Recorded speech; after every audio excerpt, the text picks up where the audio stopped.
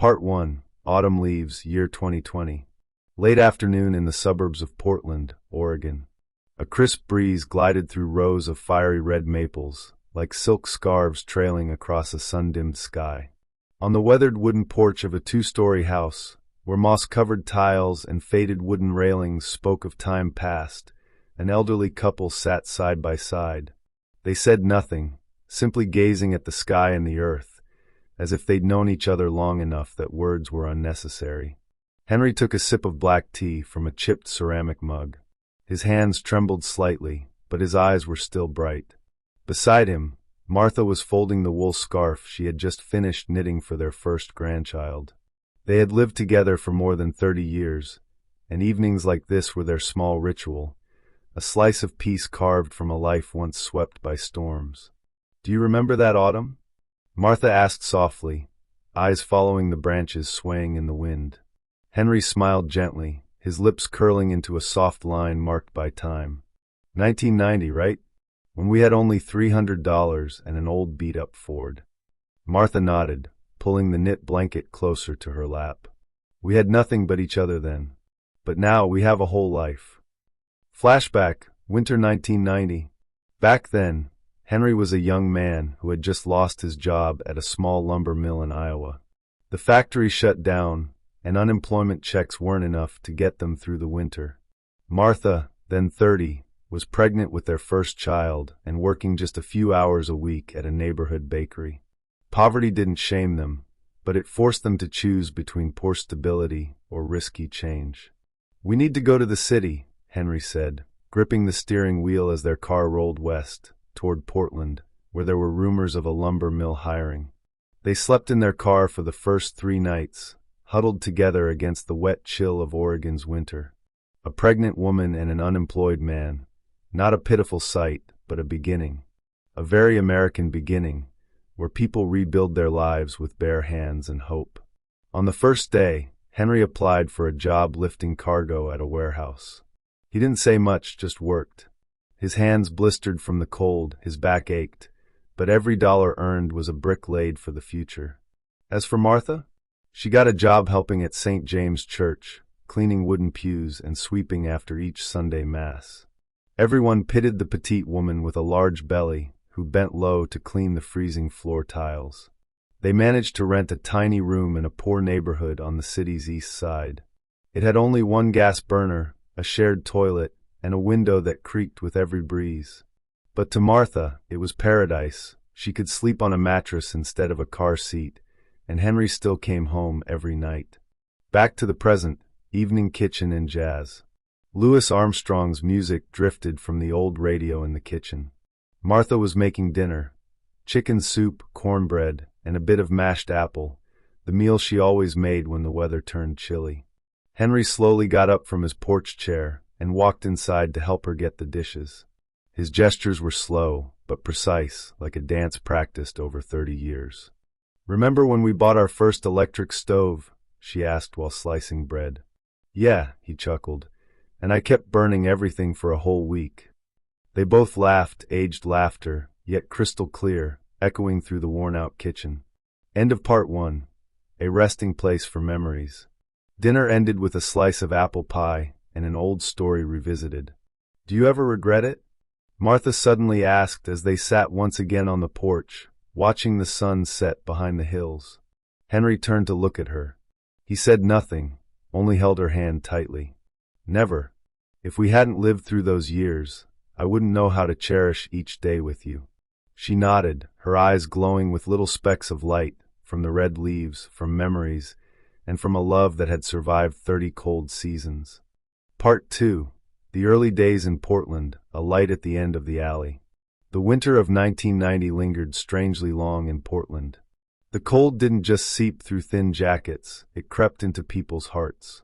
Henry clearly remembered the first steps they took onto the wet sidewalk outside the Greyhound station, when their old Ford finally broke down just outside the city limits. $323 was all they had left. No jobs, no acquaintances, and Martha was 6 months pregnant. A room without windows. The first place they found was a small rental in a neighborhood called Starkview. It sounded fancy, but in reality, it was a row of rickety wooden houses with cement floors, doors that didn't lock, and a communal bathroom shared by 10 families.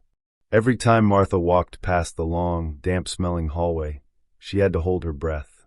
At first, the landlord refused to rent to them. "Your wife is pregnant," he said, exhaling smoke. "Pregnant women bring trouble, noise, labor, crying." Henry bowed his head. "We'll pay on time. I'll do any job. She won't bother anyone." The landlord studied him for a long moment, then reluctantly nodded. 1 week. No noise. No late payments. Henry signed with trembling hands. The room was less than 200 square feet, just enough space for a worn mattress, a small gas burner, and 2 broken chairs salvaged from a dumpster behind the night market. That first night, they lay side by side, backs to the wall, hands clasped. Wind howled through the door cracks like the sound of broken dreams. But Martha only whispered, "At least, it's not a car seat." The man who mopped floors and a warm bottle of milk. The next day, Henry went to apply for a job at a sawmill. But they turned him down. "We only hire people with machinery experience." And with hands that shaky, he walked back, colder than the snow. He wandered all afternoon from diners to shops, holding a blurry resume printed at a corner photocopy place. No one called back. At twilight, he stepped into a small church where they had once taken shelter from the rain. A nun named Eleanor saw him and gently asked, "Do you need help?" Henry bowed. "I'm willing to do anything. Mop floors, clean. I just need a little money to buy milk for my wife." The nun looked at him, not with pity, but with a soft, glowing kindness. She handed him a rag and a broom. "The back room needs to be cleaned for Christmas. If you do a good job, I'll pay you in milk and some groceries." That night, Henry scrubbed the church's wooden floors with frozen hands, his joints aching like cracked porcelain. But when he returned to the room, Martha opened the door, eyes lighting up at the sight of a milk carton, white bread, and fresh eggs. "Where did it come from?" she asked. He just smiled. "God at church knows how to care for the poor." Life sprouting in the cold. By the end of January, Martha's belly had grown so large she couldn't bend down. Henry kept doing odd jobs at the church and lifting boxes at the morning farmer's market, while Martha knitted scarves and sewed clothes for spare change. One day, as Henry was stacking tomatoes, the payphone rang urgently. A neighbor ran over. "Your wife, her water broke." They took her to Mercy Hospital. Henry abandoned the produce and ran 2 miles. His shoes tore apart, his feet swelled, but he felt nothing except fear that he wouldn't make it in time. Martha lay in the hospital bed, drenched in sweat, clutching the wedding shirt Henry wore years ago. "They say I need a C-section," she whispered. "We don't have insurance." Henry gripped her hand. "Don't worry. We'll be okay. Our baby will be okay." The doctor, after hearing Henry's story, did something rare in the U.S. healthcare system. He waived the surgery fee. "The baby deserves a chance to live," he said. And so, on a cloudy morning in February, in a sterile white room, their first son was born, Benjamin. A stroller and a thank you letter. A few days later, Martha brought Benjamin home in a second-hand stroller. The tiny room felt even smaller, but full of warmth. Henry wrote a thank you letter to the hospital, the doctor, and Sister Eleanor. In it, he wrote only one line. "You didn't just save my son's life, you saved a father's faith." Part 3. Summers of Sweat and Faith. The summer of 1991 in Portland was hotter than usual. Temperatures soared to nearly 90 degrees Fahrenheit, scorching the metal roofs of the low-rent housing clusters. In their tiny room, barely 200 square feet, the only fan spun slowly, as if gasping, pushing stale air around without much relief. Benjamin was 6 months old, prone to crying and fevers from the heat. Martha could hardly sleep through the night. She would lie on their old mattress, fanning him with a paper fan, humming lullabies that faded before she could finish them, too tired to keep going. Henry left at dawn and returned only when night fell. Aside from cleaning at the church, he had taken up odd jobs at a local repair shop owned by a Mexican man named Javier. Henry didn't know much about engines, but he knew how to observe. More importantly, he was never afraid to learn, even at nearly 40. Javier was impressed by Henry's patience. "You're the first guy to clean every bolt without being told," Javier laughed. "A man like you, I can teach." Henry began learning every part by name: carburetor, alternator, spark plug. He listened, memorized, and practiced. His hands grew rougher, his nails dark with grease, but something burned quietly inside him, a strange, flickering hope. For the first time, he believed he might become more than a man who just scraped by. Martha's life measured in moments. Martha lived so simply, it was as if she conserved even her breaths. Meals were made from church-donated vegetables, turned into stews. Ben ate thin rice porridge, slow-boiled until soft. Some days, she skipped lunch to buy a new pair of socks for him. The neighbors, most of them immigrants, loved her. An old Cuban woman named Rosa often gave Martha leftover fabric scraps, which she used to sew tiny clothes or knit blankets. "Life is hard," Rosa would say, "but not hopeless. Just keep sewing, Mija." Martha learned to mend by hand, to make toys from cardboard tubes and fabric ends. Benjamin didn't have a walker, a crib, or formula milk. But he had arms that held him always. Each evening, when Henry arrived home, Benjamin would light up and crawl toward him, babbling "Ba," though the words were still unclear.